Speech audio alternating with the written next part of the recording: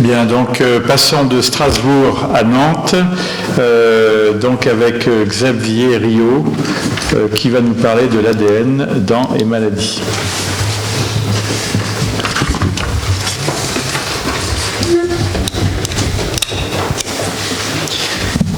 Bonjour Monsieur le Président, merci de m'avoir invité, Monsieur le Secrétaire Général également, mes chers collègues. Je vais vous présenter, moi le dentiste, une petite présentation d'odontologie médico-légale et d'histoire à la fois. Ce ne sera pas une présentation sur les méthodes d'extraction de l'ADN dans la pulpe dentaire, ce ne sera pas une présentation sur les techniques d'amplification, ce sera une présentation bilan, un exposé de ce qu'on peut faire avec une dent retrouvée sur un site archéologique. Et vous allez voir qu'il y a une multitude de choses qu'on peut faire, on ne l'imagine même pas, et c'est assez impressionnant. Et je vais m'attarder bien sûr sur les maladies qui ont été détectées et récupérées dans l'ADN dentaire des dents archéologiques, des dents fossiles comme on les appelle. Donc une dent, d'une manière générale, c'est un système clos, fermé, hermétique, qui est imputrescible, qui résiste à de très hautes températures, plus de 1000 degrés. Et donc lorsqu'on la retrouve sur un site archéologique, c'est un outil médico-légal absolument extraordinaire qui offre des perspectives d'investigation quasiment illimitées. Alors on a pu déterminer par exemple avec l'ADN d'une dent l'origine d'un individu Otzi qui a été retrouvé dans les Alpes de la Haute-Saale. On a déterminé avec son ADN dentaire qu'il appartenait à la subdivision K1 de l'aplogroupe européen K, ce qui est très rencontré dans les Alpes et dans la région de l'Haute-Saale. L'identification de Copernic a pu être faite également. On a retrouvé 13 corps dans la cathédrale de Frombork en 2005, avec un cheveu qu'on a retrouvé dans un livre qu'il utilisait quotidiennement, le Calendarium Romanum Magnum. On a pu faire une comparaison d'ADN entre les dents des individus. Il y avait un individu de 70 ans notamment, et puis ce fameux cheveu. Et on a pu retrouver Copernic ainsi et l'enterrer dans la cathédrale même, avec une tombe officielle cette fois. En 2008, on a retrouvé au pied de l'église Annelle les restes de Diane de Poitiers. Il y avait une seule dent. À partir de l'ADN de cette dent, on a pu déterminer qu'il y avait un taux d'or extrêmement important, plus important que la norme. Il semblerait probablement que Diane de Poitiers s'administrait, buvait, un élixir d'or pour avoir plus longue vie et être plus jolie. Et c'est ce qui l'aurait tué probablement et intoxiqué lentement. La filiation également au château de Dorne, qui est la dernière résidence de l'empereur Guillaume II. Dans sa table de nuit, dans sa chambre, il y a un écrin avec une dent. Et cette dent, son ADN a permis d'écarter une filiation avec une artiste peintre qui prétendait être une fille illégitime. Et donc, en comparant les deux ADN, l'ADN de la fille pseudo-illégitime et de l'empereur, on a déterminé que ce n'était pas sa fille réellement. La chronobiologie, en août 2008, Richard Green de l'Institut Max Planck a réussi à séquencer la totalité de l'ADN mitochondrial d'un Homo neanderthalensis vieux de 38 000 ans. Deux équipes du même institut sont parvenues à démontrer, avec publication officielle internationale en 2010, que, avec l'ADN en question, il y avait un peu de l'homme de Néandertal dans chacun d'entre nous. Alors, après l'ADN, par la structure d'une dent, on peut déterminer beaucoup de choses. La température corporelle notamment. La California Institute of Technology a réussi, avec des dents de dinosaures, avec les isotopes radioactifs, à déterminer précisément la température corporelle des dinosaures. Donc le brachiosaure avait une température de 38,2 degrés Celsius et le camarasaure de 35,7 degrés Celsius.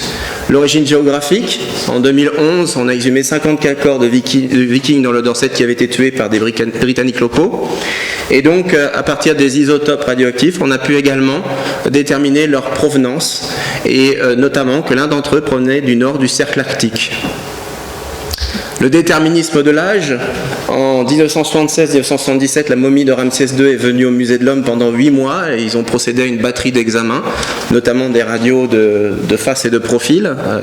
Et à partir des dents, et la méthode de Gustafsson, qui est une méthode extrêmement invasive pour les dents, puisqu'il faut les détruire, les couper en lamelles fines, on est parvenu à déterminer un âge de décès de 80 ans, plus ou moins 5 ans, pour la momie de Ramsès II. Le régime alimentaire, toujours par la structure, eh bien, les aliments de l'Australopithecus afarensis, qui vient de l'Afar au nord de l'Éthiopie, consommaient des feuilles qui laissaient de nombreuses traces de polissage sur les incisives, mais également des racines, des tubercules, des bulbes, qui, avec les petits gravillons, les petits morceaux durs de ces racines, eh bien, ont laissé des traces et des petits cratères dans les dents, ce qui a permis de déterminer le régime alimentaire. La profession.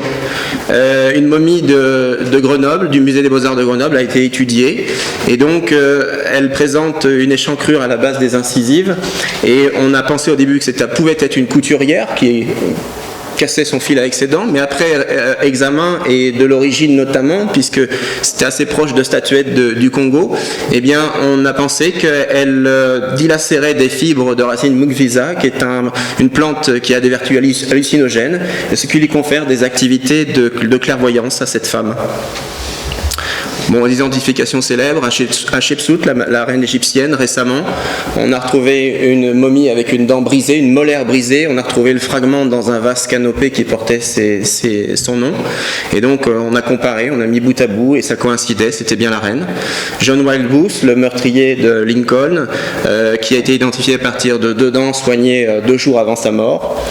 Napoléon IV, ou Loulou, le fils de Napoléon III, qui est mort en Afrique du Sud, et bien donc a été identifié par son dentiste Thomas Evans, le barbu, et le lieutenant Merrill, le dentiste qui a identifié Booth, qui s'était déplacé pour l'occasion en Afrique du Sud et qui l'a identifié formellement avec ses plombages en or. Hitler, qui a été identifié avec ses témoignages et ses radios de la face. Alors, le déterminisme des maladies à partir des dents. Aujourd'hui, les études amènent, sur les sites archéologiques, amènent le recueillement de tous les débris, les déchets, les vestiges de corps. Et avec l'ADN dentaire des corps retrouvés dans les sites archéologiques, on a détecté de nombreuses bactéries. L'ADN dentaire ancien, on a l'Anelloviridae, les Yersinia, Salmonella. L'ADN dentaire tiré de dents intactes, Actinobacteria, Actinomyces, etc. Je ne vais pas toutes les citer. On a recueilli dans l'ADN de la pulpe dentaire ancienne, dans les sites archéologiques en Europe et dans le bassin méditerranéen, l'Anelloviridae à Kaliningrad, le Bartonella quintana en France, en Italie du Nord et en Lituanie, ainsi de suite. Et ça permet, grâce à toutes ces localisations, d'établir une véritable cartographie historique des maladies et des épidémies. Voici un récapitulatif des études et des maladies qui ont été récupérées, qui ont été observées dans l'ADN dentaire ancien sur les sites archéologiques. Drancourt, par exemple, le premier en haut, c'est le chef d'équipe de recherche en 98 à Lambesc, Marseille, pour la peste de 1590 et 1722. Donc ils ont isolé dans l'ADN dentaire le Yersinia pestis. Pour un échantillonnage de 12 dents, il y a 6 dents qui étaient contaminées. Raoult 2000 de Montpellier, pareil, un échantillonnage de 23 dents, 20 dents contaminées avec le Yersinia pestis. La fièvre des tranchées, pareil. Ce qui nous intéresse plus, on va y revenir tout à l'heure, c'est Raoult en 2006 à Vilnius. Le typhus, pareil, je garde Raoult 2006 Vilnius, je vais y revenir tout à l'heure. Donc la Rickettsia provazeki, 4 dents contaminées sur 72 dans l'échantillonnage, et la Bartonella quintana, 7 dents contaminées sur 10. Donc j'ai pris 4 exemples parce que les exemples sont multiples. Je vais vous parler de la peste, du typhus, de la lèpre et de la syphilis. En 1999, Yersinia pestis s'est trouvé dans la pulpe dentaire des victimes de la Grande Peste de 1720 à Marseille. En 2006, le premier individu pestiféré identifié est Thomas Craven. C'est un noble anglais protestant qui est mort en 1636 dans le cimetière Saint-Maurice à Val-de-Marne. On a prélevé les dents sur 7 sépultures, dont celle de Craven. Et on a utilisé la méthode de la PCR, la Polymerase Chain Reaction. En 2016, on fait la même chose à Londres sur 3500 corps morts de la peste entre 1665 et 1666. En 2018, ils parviennent à isoler la plus ancienne souche de la peste dans la pulpe dentaire d'une jeune femme suédoise. Cette souche date de 4900 ans. En 2019, après analyse de 10 sites archéologiques, ils vont exhumer 400 sépultures et ils vont pouvoir reconstruire 34 génomes du bacille et ils vont pouvoir déterminer l'origine de la provenance de la peste noire de 1346 qui serait partie de la Volga en Russie. Le typhus, en décembre 1812, la Grande Armée fait retraite sur Vilnius. En 2001, une fosse commune est exhumée avec des soldats français par centaines. Les recherches sont confiées au CNRS. On récupère les uniformes, les prélèvements de terre, les tissus, les dents pour étude.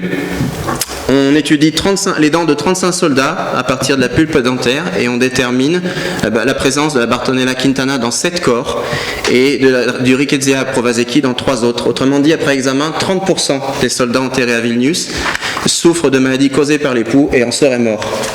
Ces insectes vecteurs de maladies ont donc joué un rôle considérable, prépondérant dans la retraite de Russie et on a déterminé que 80% des morts de maladies de la grande armée napoléonienne l'auraient été par le typhus. Et ça, c'est l'étude de Raoult que j'ai citée tout à l'heure en 2006 qui l'a démontré. Donc, un système de détection rapide de 7 pathogènes par PCR multiplex en temps réel a été développé et appliqué sur les soldats morts à Douai pendant la guerre de succession d'Espagne. Et donc, de 1710 à 1712, c'est la plus ancienne détection de typhus. Et donc, elle supporte que le typhus a été introduit en Europe par les soldats espagnols au retour des conquêtes en Amérique. La lèpre a écumé l'Europe au Moyen-Âge avant d'en être éradiquée à la fin du XVIe siècle. Aujourd'hui, il y a toujours 220 000 personnes par an qui en souffrent dans des régions extrêmement pauvres. On a retrouvé les premières traces dans les momies égyptiennes. La première difficulté pour les archéologues a été de retrouver des sites de sépultures médiévales en Europe. Ça a été le cas en Royaume-Uni, au Danemark, en Suède. Et il a fallu après extraire l'ADN, bien sûr, et ils se sont rendus compte d'une chose extraordinaire, c'est que le génome Mycobacterium leprae n'a quasiment pas évolué en plus de 9 siècles. Et donc, la lèpre n'aurait pas disparu d'Europe comme on l'a pensé suite à une mutation génétique, mais les organismes européens se seraient mieux défendus, auraient mieux résisté à la souche virulente de la lèpre. Et ça particulièrement en Europe. Donc ça a permis aux chercheurs de réfléchir à une chose assez hallucinante, c'est qu'à partir de cet agent pathogène qui n'a pas muté depuis 1000 ans, on peut peut-être envisager un vaccin. Et ça permet aussi d'établir une cartographie de la maladie véritable à travers les migrations qui en ont découlé. Donc la lèpre se serait introduite en Asie par 2 routes différentes. La première par le sud, les Indes, l'Indonésie, la Philippine. L'autre par le nord, la Turquie, l'Iran, la Chine, la Corée et le Japon. Après, à partir du Proche-Orient, la lèpre se serait introduite en Europe et de là en Afrique de l'Ouest. Et l'Amérique aurait été atteinte avec l'arrivée des premiers Européens et le commerce des esclaves. Les données les plus anciennes pour la lèpre remontent à 4000 ans et ont été découvertes en Inde, mais sur des lésions osseuses uniquement. Les lésions caractéristiques de la lèpre ont été constatées sur des squelettes de l'Égypte ptolémaïque et en Angleterre à l'époque romaine. En Europe médiévale, on les retrouve dans les léproseries, principalement. La syphilis. Alors tout de suite en bas, on a pensé que les dents que Gauguin a été longtemps soupçonné d'être porteur de la syphilis, et après étude de 4 dents qu'on a retrouvées dans le puits de sa maison et qui ont été prouvées comme lui appartenant, on a démontré qu'il n'était pas du tout affecté en fait. Les recherches archéologiques ont démontré que la syphilis a existé en Europe dès l'Antiquité. On trouve les premiers vestiges dans la ville grecque de Métaponté en Italie au VIe siècle. À Pompéi, les dents ont été découvertes avec des cannelures, ce qui constitue une déformation caractéristique d'enfants infectés pendant la grossesse par leur mère atteinte de la maladie. Et donc la preuve la plus marquante de syphilis a été trouvée dans un cimetière médiéval en Angleterre, un cimetière d'un monastère augustinien du XIIe et XIIIe siècle. 2 tiers des squelettes présentent des malformations osseuses typiques du 3e stade de la maladie. Chez les Amérindiens, des fréquentes lésions osseuses apparemment syphilitiques ont été constatées depuis les périodes précolombiennes sur les dépouilles exhumées. Et la syphilis vénérienne serait selon elle apparue en Amérique après la conquête amenée par les Européens et peut-être par les esclaves noirs arrachés à l'Afrique équatoriale. Les marins de Christophe Colomb l'auraient ramené en Europe, à Naples, en 1494. En conclusion, on peut dire que c'est un exposé bilan qui fait un état des lieux des découvertes actuelles. Je n'ai pas vu l'intérêt de m'attarder sur les techniques paléomicrobiologiques, d'abord parce que j'en suis pas compétent, et puis ensuite parce que c'était pas le propos. Évidemment, c'est un travail non exhaustif. Et puis, ça propose des possibilités d'investigation considérables. C'est une science en devenir. Je rappelle une chose fondamentale, l'organe dentaire est un organe clos et imputrescible. La non-mutation de l'agent pathogène de la lèpre depuis 1000 ans propose de vraies réflexions sur la possibilité de la création d'un vaccin. Et malgré tout, c'est une recherche avec des budgets colossaux et dont les retombées scientifiques et historiques sont imprévisibles mais hautement passionnantes. Merci de votre attention.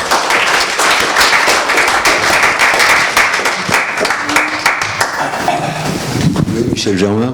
Oui, compliment d'abord pour cette très claire présentation. Pensez-vous que l'exhumation archéologique des fosses communes permettra de mieux comprendre les grandes migrations? Indéniablement, puisque les flux migratoires n'ont pas cessé tout au long de l'histoire, que ce soit après avec l'invasion des Ostrogoths, des Huns, etc. Puis après les grands flux migratoires liés aux épidémies, la peste qui a envahi tout le bassin, la grande peste noire médiévale qui a envahi tout le bassin méditerranéen jusqu'en Angleterre et qui a fait fuir les gens au fur et à mesure qu'elle progressait. Il y a plein de morts qui ont su écrémer malheureusement soit ces conquêtes guerrières, soit ces maladies, et qui ont laissé des vestiges archéologiques considérables qu'aujourd'hui les chercheurs exhument les uns après les autres et étudient sans arrêt pour aboutir à des résultats que je trouve moi personnellement extrêmement bluffants. En fait, c'est pas parce que quelqu'un a une maladie et qu'il a des stigmates au niveau dentaire qu'il en est mort, forcément. Non, voilà, bien sûr, on est bien d'accord.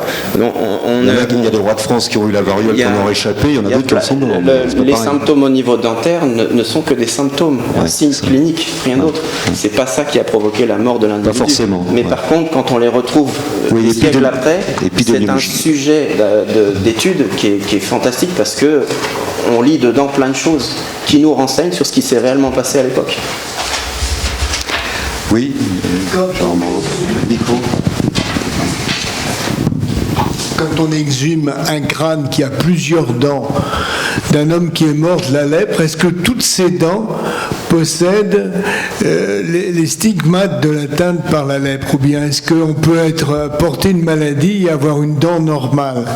Normalement non, puisqu'on le retrouve dans le génome de l'ADN mitochondrial. C'est l'ADN mitochondrial de la pulpe dentaire qu'on étudie. Donc c'est là qu'on retrouve l'essentiel des choses. Et donc normalement non, on le retrouve dedans. Dans toutes ces dents, normalement, oui. Oui, Carole Bacquelin, le micro s'il vous plaît. Est-ce que vous pouvez faire des analyses de mutations génétiques? Je reviens par exemple à l'histoire d'Angelina Jolie qui avait une mutation BRCA1 et on raconte souvent, et je ne sais pas si c'est vrai dans le milieu des scénologues, que si cette mutation s'est pérennisée dans le temps, c'est parce que ces gens étaient, quand il y avait cette mutation délétère de BRCA1, ils étaient résistants à la peste. Ce qui fait que du coup ils ont survécu et que cette mutation continue. Alors, pour répondre, oui. Oui, c'est comme ça qu'ils sont arrivés en exhumant plein de fosses et je parlais de la lèpre tout à l'heure qui n'a pas muté. Ça s'est pas fait entre la fosse d'il y a 1000 ans et puis les souches contemporaines aujourd'hui. Ils ont comparé bien sûr, mais ils ont exhumé plein de fosses ou de charniers qui ont révélé justement que l'agent pathogène n'avait pas du tout muté. Oui, mais là je parlais sur certaines maladies, oui, bien sûr, on peut, ça s'étudie et ça se fait. Oui, ils étudient les mutations génétiques, oui. Oui. Pas d'autres questions? Merci beaucoup. Merci.